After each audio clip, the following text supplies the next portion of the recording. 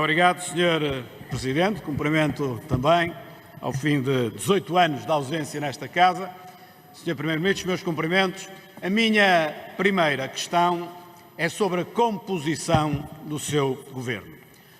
O Sr. Primeiro-Ministro tem o maior governo da história de Portugal.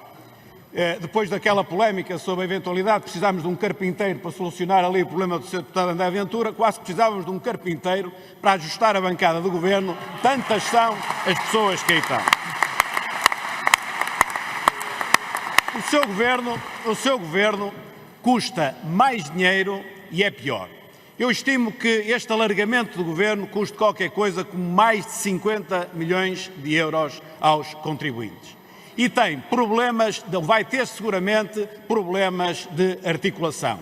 Tem tantos roteiros, se calhar precisava também de um roteiro para a gestão do Governo, tantas são as pessoas que vai ter de gerir.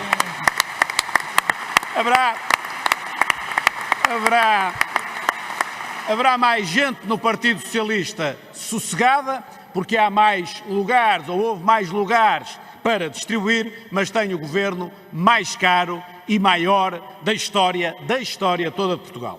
Só para a coesão territorial tem uma Secretaria de Estado do Desenvolvimento Regional, uma Secretaria de Estado da Valorização do Interior, uma da Agricultura e Desenvolvimento Rural e uma da Conservação da Natureza, Florestas e Ordenamento do Território. Todos estes secretários de Estado vão ter muita dificuldade, se não tiverem um roteiro, para saber exatamente em que áreas devem agir, independentemente da ação dos outros.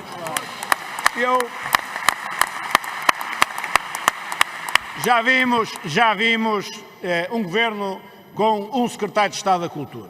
Já vimos com um ministro da Cultura. Já vimos com um ministro da Cultura e um secretário de Estado da Cultura. Agora temos uma ministra da Cultura, 2 secretários de Estado. Portanto, multiplicam-se os ministros e, no âmbito dos ministros, multiplicam-se os secretários de Estado. É preciso vir ao tempo de Vasco Gonçalves, 4º governo provisório, para encontrarmos um governo com 62 elementos. Vossa Excelência tem 70 elementos. Tem uma coisa, Sr. Primeiro-Ministro, o senhor pode fazer o governo que quer, com 40, com 50, com 70 ou com 80. Agora fica com um recorde nacional que eu nunca gostaria de ter tido, que é o recorde nacional de ter o maior e mais caro governo da história toda de Portugal. A outra questão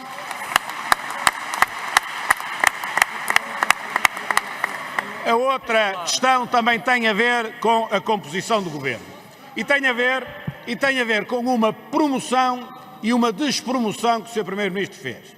A despromoção que fez foi do Sr. Ministro das Finanças, Mário Centeno. Aquele que era exibido, não só na campanha eleitoral, como nos últimos meses, chegavam a chamar o Ronaldo das Finanças. O Ronaldo é despromovido na hierarquia do Governo e penso que mais, porque nem sequer está agendado o Sr. Ministro das Finanças falar na apresentação do Governo, não fala aquele que era o emblema máximo daquilo que Vossa Excelência tinha para apresentar. A minha questão é a seguinte: esta despromoção do Sr. Ministro Mário Centeno, perante isto, Vossa Excelência pode dizer a esta Câmara e aos portugueses que o Sr. Ministro Mário Centeno não vai sair do Governo durante o próximo ano, designadamente quando terminar a presidência do Eurogrupo e, ao mesmo tempo, mais ou menos, terminar o mandato do Governador do Banco de Portugal? Pode afirmar aqui que o Sr. Ministro Mário Centeno está de pedra e cal e não é um ministro a prazo?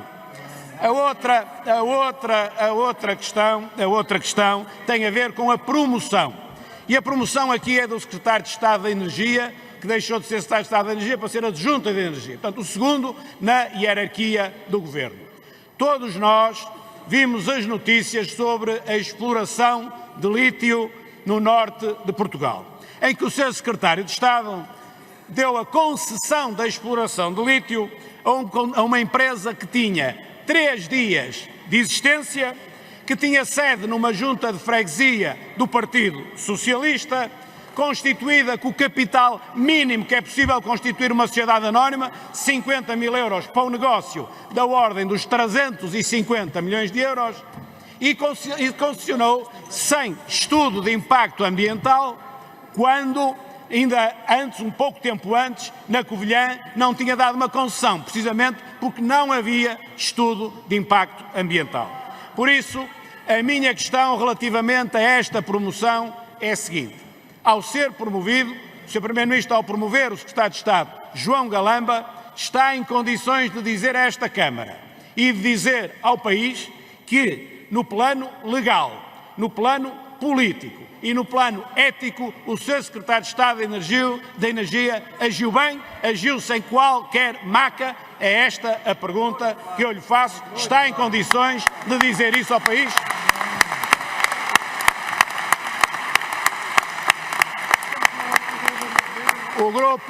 O grupo parlamentar do PSD, uma vez instalado o Parlamento e as comissões do Parlamento, não vai seguramente deixar cair esta matéria, porque é nossa obrigação que se fique claro aquilo que aconteceu, até porque, estranhamente, a Rádio e Televisão Portuguesa não deixou que o programa fosse para o ar, o programa que evidenciou estas matérias, fosse para o ar antes das eleições e poucos dias depois das eleições ele já pode ir para o ar. Portanto, mais uma razão para nós colocarmos a questão. Senhor Deputado Rui Rio, está previsto que a primeira pergunta, e só essa, possa ultrapassar chegar aos 5 minutos, mas de qualquer forma, como está a utilizar o seu próprio tempo, faz favor de continuar. Mas então agora, rapidamente, mais duas questões.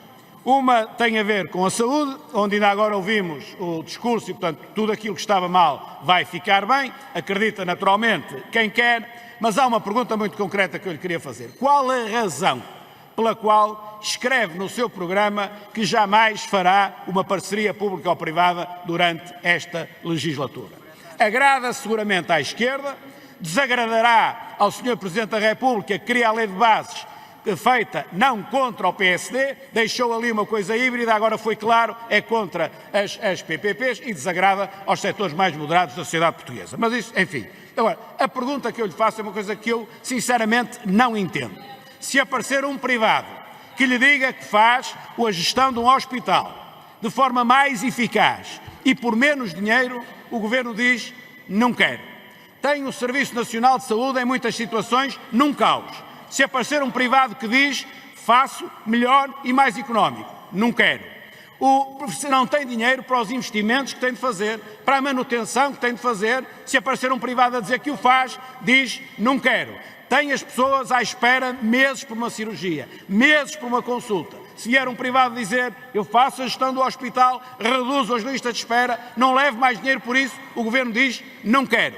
Eu, sinceramente, não entendo a razão pela qual, a não ser por um tabu ideológico, a razão pela qual, podendo o Governo fazer um contrato bem feito e uma fiscalização bem feita, se isso for possível, porque é que tem uma posição de princípio que diz não, pura e simplesmente não. Não é uma posição racional e eu queria ouvir aquilo que é a sua explicação para esta matéria.